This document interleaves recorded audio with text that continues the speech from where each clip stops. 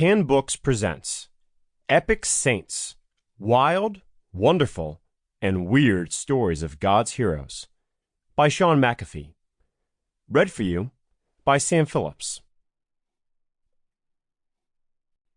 Dedication to Gabriel, Tristan, and Dominic, my wild, wonderful, and weird boys. Introduction by Shaun McAfee.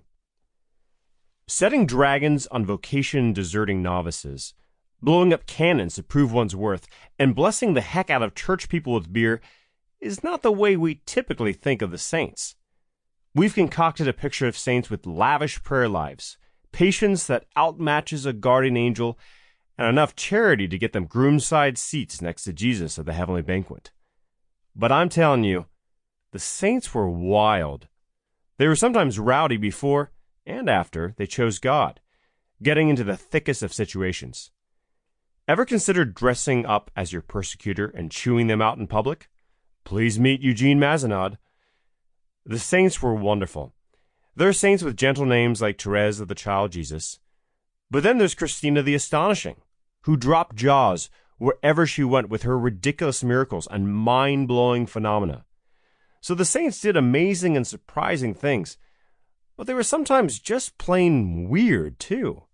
You'd never guess that some saints chose to sleep on the ground, in the rain, with little to nothing on, after walking nearly 2,000 kilometers from their hometown, just for a single hour of prayer at a shrine in the middle of nowhere. Or a woman who joined a monastery, living as a monk among religious brothers and priests for almost her entire adult life. After an intensely intellectual conversion to Catholicism, I'll be honest and say, I didn't have a ton of interest in the saints. I heard some great stories in RCI, but I more enjoyed Augustine's De Trinitate or the Summa Contra Gentiles of Aquinas before I read Antonio Gallonio's volume on Philip Neri. But when I picked up that world-famous biography and got to the first hilarious story of Neri and the ox, I giggled like a toddler watching the snow peas on VeggieTales. As I learned of Neri and his side-splitting letter to Charles Borromeo, I had to read his life too. And then I discovered that the Lombardian cardinal gave First Communion to Aloysius Gonzaga, and that young man chose Robert Bellarmine as his spiritual director and confessor. The more I read, the more I wanted to read.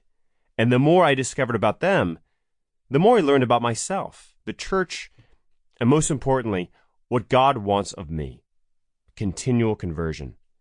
St. Neri might have overturned that ox after thinking he was in a rodeo, but that event... Sample complete. Ready to continue?